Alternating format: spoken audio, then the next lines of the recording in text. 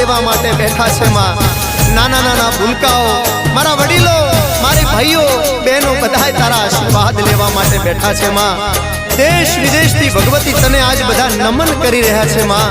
તો બધાયની આશાઓ પરિપૂર્ણ કરી માં, અને માં બધાયને આશીર્વાદ આપજે, બધાયને માં આશીર્વાદ આપજે માં।